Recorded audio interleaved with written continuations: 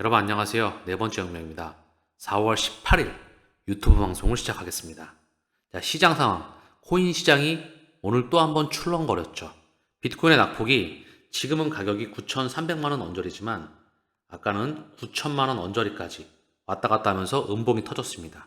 얘가 이렇게 음봉이 터지니까 알트코인 또한 다시 한번 영향을 받으면서 계좌 잔고가 또 한번 부서졌었죠. 계좌 잔고가 부서졌다가 올라갔다가 부서졌다가 이렇게 되게 되면 상당히 많이 힘들죠. 그쵸? 그렇지만 비트코인은 상당히 안정권에 있어요. 많이 빠지지도 않았어. 1억 한 500만 원 찍고 빠져봐야 9,200만 원이라는 거죠. 그에 대비해서 알트코인은 추세가 완전히 부러졌습니다. 비트코인은 추세가 아직도 굉장히 강하죠. 자, 알트코인 한번 볼게요. 자, 이더리움 보겠습니다. 이더리움은 추세가 이렇게 부러졌습니다. 상승 추세가 이렇게 가다가 부러졌어. 이것뿐만 아니라 다른 알트코인 XRP도 추세가 부러졌죠. XRP 또한 추세가 이렇게 부러져 있습니다. 이렇게 가다가 부러져 있어. 이것뿐만 아니라 섹터별 펀더멘털이 뛰어난 애들 또한 다 이런 모습입니다. 죄다 이런 모습이야. 현재 코인 시장이 조금 절었다. 그에 대비해서 증시는 어떤 모습을 보였을까요? 대한민국 증시는 오늘 코스피가 1.9, 코스닥이 2.72. 대한민국 증시는 강했습니다. 자, 해외 증시를 보더라도 니케이, 상해, 항상 다 플러스였죠? 영국, 프랑스, 독일 플러스권에서 다 움직이고 있습니다. 그리고 미국 증시를 보게 되면 간밤에 어제 기준이니까 다우와 S&P는 보합권, 약보합권이죠? 그다지 영향이 크지 않았어. 나스닥만 1.15 하락이 살짝 있었죠. 자, 아시아 증시와 함께 유럽 증시 또한 플러스권에서 움직였다. 그중 대한민국 증시는 강했다. 자, 시장 지표를 보시면은요, 달러는 원달러 환율은 원화가 강세였습니다. 원화가 강세, 자, 달러가 약세였어요. 물론 그 폭은 크지 않습니다. 원화가 찔끔 강세, 달러가 찔끔 약세. 국제유가는 전쟁 중에도 불구하고 오히려 떨어졌습니다. 미국의 시장금리를 한번 보겠습니다. 자, 시장금리는 떨어졌죠. 미국 금리가 시장금리가 떨어졌어요. 물론 이게 오늘 하루의 움직임입니다. 내일 다시 바뀔 수도 있죠. 근데 오늘의 상황을 정리해보면 어떻다? 주식은 강세, 원화의 강세, 국채금리의 하락, 달러의 약세. 그쵸? 그러면 여기서는 위험 신호였었어. 그런데 코인만 떨어졌다는 거죠. 코인만 먼저 계속 떨어질까요? 비트코인 반감기를 앞두고 있습니다. 코인만 먼저 떨어질까요? 미국 또한 이더리움 ETF가 다가옵니다. 그리고 시장에 대한 버블이 이루어질 겁니다.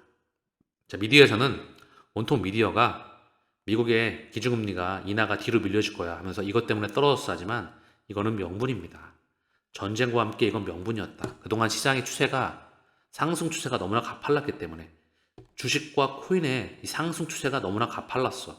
그럼 한번 털고 가야죠. 털어줄 때 같이 털리면 호구입니다. 호구.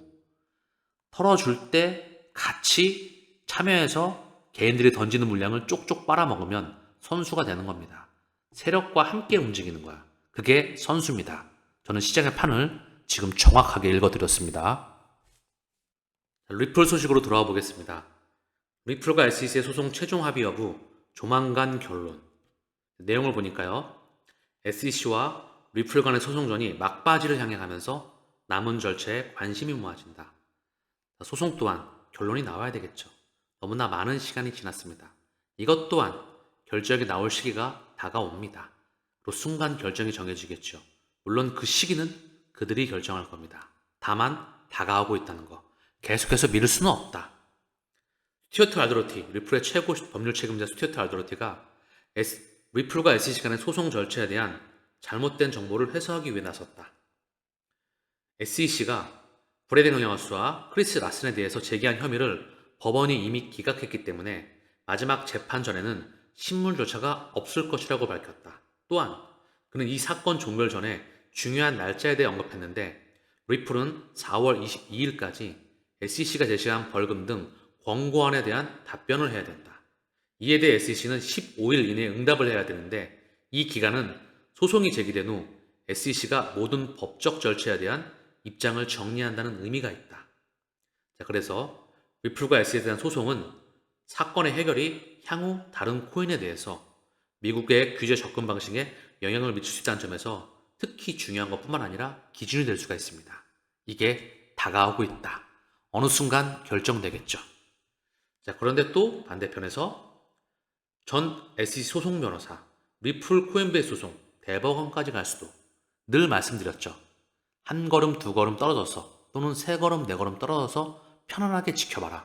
이미 펀더멘탈은 100% 끝났다. 오늘 멤버십 방송에서도 그 100%의 근거를 또 하나 밝혀드렸습니다. 압도적인 근거였었죠.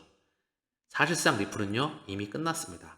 스위프트의 망을 전 세계 기득권과 이미 오늘도 변함없이 확장하고 있었다. 그 중심에 달러화와 유로화의 프린터기의 주인장들이 있었다. 단 하루도 거르지 않고 얘네들은 인프라망을 확장하고 있다. 그리고 새로운 국제 표준인 ISO 2002를 도입하고 있다. BIS, IMF와 함께 인프라망을 전 세계 중앙은행과 함께 다국적 기업들과 함께 망을 깔아나가고 있다. 이게 중요한 겁니다. 이게 100%라는 거. 그러면 시기가 도래하면 소송은 결정이 날 겁니다. 대법원까지 갈 수도 있고 안 갈 수도 있겠죠. 가든 말든 그 시기가 도래하면 터질 수밖에 없게 설계가 되어 있다는 거. 이거를 확신하시는 게 가장 중요합니다. 자, 리플 소식 하나 중요한 걸 전해드리죠. 세계 경제 포럼. 전 세계 문명을 또한 정하는 곳이죠. 클라우드 슈바 박사가 창시했던 세계 경제 포럼. 여기 또한 기득권이 다 연결되어 있습니다. 여기 보시면 답안을 주고 있네요. Modernizing Financial Market with Wholesale Central Bank Digital Currency. 도매용 CBDC에 대한 금융시장에 대한 현대화. 홀셀 CBDC에 대한 현대화를 이야기하고 있습니다. 여기 참여했던 2024년도 4월이죠. 이번 달 2024년도 엑센추어와 함께 콜라보레이션. 엑센추어는 다시 한번 누구죠? 바로 리플의 공식 파트너사이자 공식 투자자입니다. 투자자이자 파트너사. 여기에 참여했던 바로 리플의 제임스 월러스가 참여하고 있습니다. 리플의 CBDC 담당 부사장 제임스 월러스가 여기 참여하고 있다. 자, 많은 의미를 내포하고 있죠? 그쵸? 테더 CEO가 스테이블코인 기업 간 경쟁 중요하다. 리플 참여를 환영한다. 당연한 부분이겠죠. 이렇게 말을 하겠죠. 어느 순간 공존할 겁니다. 테더건, USDC건, 또는 페이팔 스테이블코인이건 공존하면서 시장을 확장해 나가겠죠. 이쪽에 에너지가 응축돼서 대규모로 몰려 들어올 겁니다. 스테이블코인 또한 돈이죠. 소매용 CBDC와 도매용 CBDC, 소액 결제형과 거액 결제형에 대한 구분이 필요해 보이겠죠. 오프라인과 온라인에서 또 동시에 사용되어야 되기 때문에 이거에 대한 규격이 또한 필요합니다. 그 규격 또한 만들고 있겠죠. 국제증권위원회에서 올해 전략으로 자산 토큰화를 선정하였다. 국제증권위원회가 2024년 전략 중 하나로서 자산 토큰화를 꼽았다. RWA, 큰 범주에서 또 STO와 함께 모든 가치가 있는 것들은 토큰화가 됩니다. 그리고 이에 대비해서 그레이스케일, 비트코인, 이더리움을 제외한 다른 암호화폐 ETF도 승인 예정이다. 우리에게 깜빡이를 켜주고 있어요, 지금. 그레이스케일이 그 기준을 제시하잖아요. 그레이스케일, 블랙록, 피델리티, 그리고 월가가 그레이스케일의 자금이 어디서 나왔죠? DCG에서 나왔습니다. 디지털 커런시 자금이 어디서 나왔죠? 바로 마스터카드, 나스닥에서 나왔습니다. 나스닥 뒤에 월가가 있죠. 그리고 마스터카드 뒤에 누가 있죠? 마스터카드 뒤에 HSBC, 그리고 기타 등등의 금융권들이 있었죠? 얘네 뒤에 또 블랙록, 뱅가드, 스테이트 스트리트 있었습니다. 얘네가 바로 달러의 주인장들입니다. 왜냐? 그들의 자금들이 들어가 있거든요. 그래서 뭐죠? 그레이스케일이건 블랙록이건 인프라로 확장해 나가면서 깔아 나가고 있다. 근데 그레이스케일이 우리에게 깜빡이를 켜주면서 답안을 제시해주고 있습니다. 비트코인 나오고 이더리움 나올 거야. 이더리움 나오고 블랙록도 피델리티도 이더리움을 준비하고 있어. 우리도 이더리움 또 말고도 다른 것도 준비하고 있어. 그러니까 시장 파이가 무척 커진다. 이제 기다려. 자기 차례 순번 올 때까지 이런 말을 우리에게 주고 있다는 거. 이거를 확신하지 못하면 결코 1% 안에 들어갈 수가 없습니다. 그냥 99%가 되시길 바래요. 99%는 뭐죠? 그냥 올라가면 좋아하고요. 떨어지면 슬퍼하고 또 올라가는 거 잡았다가 또 떨어지는 거 팔고 이거 갔다가 이거 하다가 결국은 떨어져 나가는 게 개인입니다. 미디어를 통해서 전쟁 유시의 공포에 떨고요. 금리 인하가 뒤로 밀리니까 시장 망하는가 보다 하고 오히려 참전도 못하고 결국은 눈으로 확인하고 들어가는 게 그동안의 개인 투자의 모습이었죠. 이거를 휴지통에다가 버리시면 됩니다. 새로운 투자 철학을 입히시면 돼요. 유대인들이 제가 말씀드렸던 유대인 있잖아요. 달러와 유로화의 주인장인 유대인들이 밥상머리 교육을 한다고 합니다. 어렸을 때부터 투자를 가르치고요. 그리고 세상을 보는 눈을 알려주죠. 통찰력에 대해서 미래를 정확히 읽는 눈 말입니다. 그래서 흔들림 없이 자연스럽게 지금의 자산시장의 흔들거림을 자연스러운 과정으로 받아들이신다면 앞으로 시나리오 1, 다가올 버블 장세에서 계좌잔고가 무척 늘어날 겁니다. 짧은 기간 동안에 폭발적으로 늘어날 시기를 만날 수밖에 없다. 그 첫 번째가 이더리움 현물 ETF, 따라오는 알트코인들의 폭발장. 중요한 건 개인 투자자가 참전을 하고 있지 않다는 거. 그게 가장 중요합니다. 더불어서 계속 말씀드리지만 멤버십에서는 정말 그만한 가치가 제공되고 있습니다. 들을 만한 가치가 있으니까. 지금 월 회원료가 6만 원 들어가거든요. 그거 몇 곱절은 곱하기 몇 곱절은 가져갈 수 있다. 왜? 제대로 된 재료가 제공되고 있으니까. 오셔가지고 체계적으로 그리고 제대로 다른 시장과 그리고 다른 알트코인과 모든 섹터에 대한 분석과 함께 종합적으로 힘을 기를 수 있는 그런 능력을 키우셨으면 본인의 내공에도 엄청난 증진이 있을 겁니다. 결론을 말씀드리면 본인의 실력이 엄청 증가한다.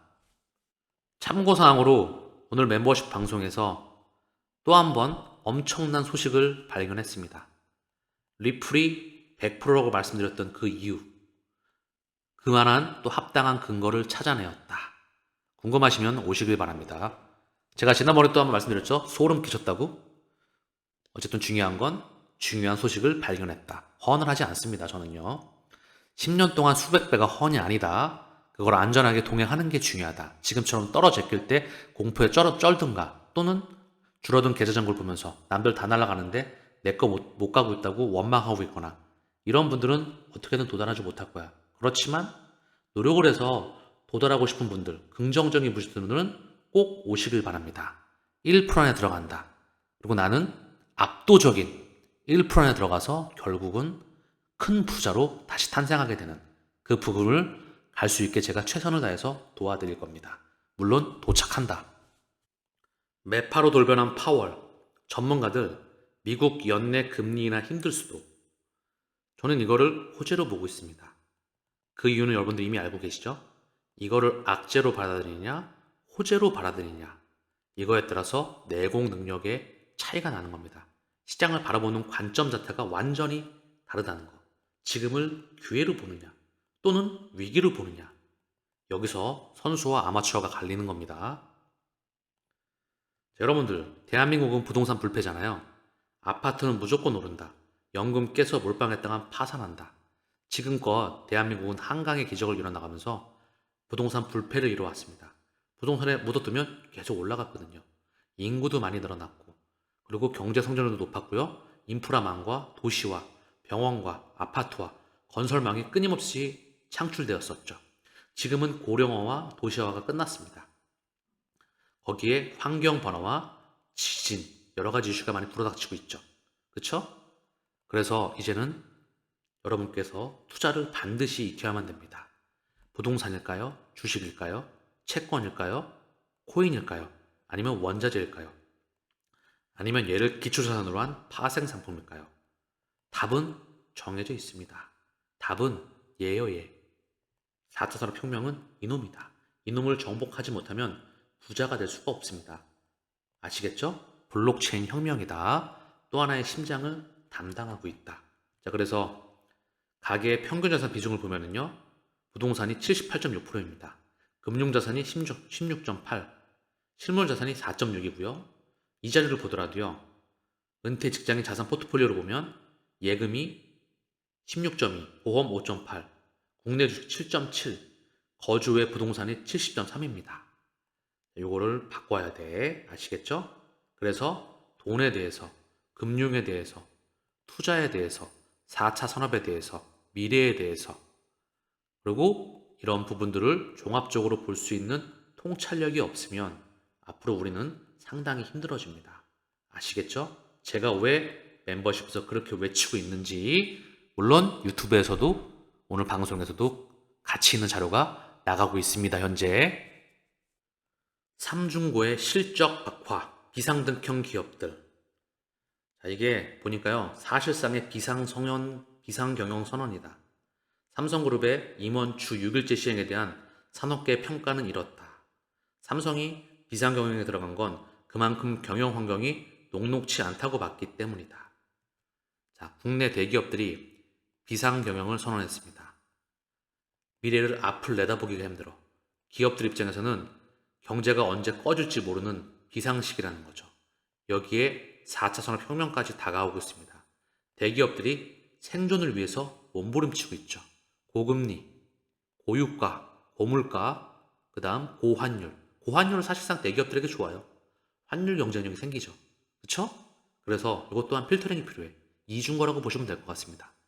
고금리, 고물가, 그리고 실물경제 파이의 축소, 플러스 4차 산업의 혁명. 여기에 미중 패권과 플랫폼 전쟁에서 대한민국 대기업들이 생존하기 위해서 주 6일제를 임원들이 주말도 포기해라. 니들 이러다가 직장 잃을 수도 있어. 이런 말이 나오는 거죠. 우리는 어떻게 될까요? 우리는 당연한 거 아닙니까? 우리도 투자자입니다. 정신 번쩍 차리고 앞을 내다보고 준비를 해야만 됩니다. 그래야 생존이 가능하다는 거. 아마존의 파격, 한국 직구 제품 무료 배송한다. 자, 엄청난 이슈가 계속 터지고 있습니다. 알테시, 알리바바, 테무, 쉬인 이거에 이어서 아마존까지 파격, 한국 직구 제품 무료 배송한다. 미중 이커머스 격정장된 한국, 알리바바와 테무 이어서 한국 공략에 나선다. 가전등, 부피 큰 상품까지 포함한다. 49달러 이상 구매한 고객 대상, 중국의 이커머스와 정면 대결 가능성이 있다. 사실상 이것 또한 동아시아의 주요 거점 지역입니다. 대한민국이. 물론 테스트 국가이기도 하고요. 중요한 거는 전자상거래 플랫폼이 하나로 연결되는 기준점에 있다고 보시면 됩니다. 다 연결되고 있다. 그러면 얘네가 들어오면 많은 가격 경쟁력이 엄청날 거 아닙니까? 그럼 대한민국의 유통망에 있는 기업들은 자, 오늘 방송을 마치면서 2달 만에 코스피 2600 붕괴했지만 오늘은 상승이 나왔어요. 상승폭이 꽤 됐다. 불안 먹고 크는 공포지수 뜬다. 자, 급등하는 변동성 지수 빅스. 이게 공포지수가 또 뜨잖아요. 그러면 위험자산이 박살이 납니다. 반대로 얘기하면 뭘까요? 얘가 떴을 때 기회가 있는 거야. 왜냐하면 가라앉을 거니까. 얘가 계속 뜨는 거는 뭐죠? 경제 위기로 가면 계속 뜹니다. 근데 경제 위기로 가지 않으면 내렸다가 뜨다가 왔다 갔다 하다 꺼진다는 거죠. 여기가 기회야. 아시겠죠? 이 자리를 잘 지켜라. 그게 바로 내 자리이다. 내 그릇이다. 내 그릇을 키워라. 그러면 부자가 될 수 있는 그릇이 커진다. 그리고 목적지를 완주할 수 있게 된다. 이 방향성은 정해져 있다. 글로벌 증시 추락에 월가 공포지수 남은 ETF 폭등하였다. 이때 기회가 있는 겁니다. 지금을 위기로 보는지 기회로 보는지 여기에 프로와 아마추어의 갈림길입니다. 자, 오늘 방송은 여기서 마칠 수 있도록 하겠습니다. 멘탈 관리 잘 하시고요. 부자가 될 수 있는 기회가 우리 눈앞에 주어졌다는 거, 그거를 정확히 알아보는 게 투자에 1%가 들어가는 첫 번째 원칙입니다. 대한민국에 있는 유통망, 물류망에 있는 기업들은 어떻게 될까요? 자, 앞이 깜깜합니다. 그쵸? 우리도 마찬가지입니다. 우리도 미래를 정확히 읽어야, 정확히 통찰력을 그릴 수 있어야 투자에서 성공할 수가 있습니다. 대기업들도 생존을 위해서 발버둥 치고 있습니다. 우리의 미래는 정확하고 선명합니다. 다만 가격만이 출렁일 뿐이죠. 시차가 또 발생할 뿐이지요. 이 두 가지로 인해서 내 멘탈이 날아갈 뿐이지요. 자신의 멘탈을 온전히 지킬 수 있다면 이 목적지에 도착합니다. 그리고 1% 안에 들어갑니다. 이게 가장 중요합니다.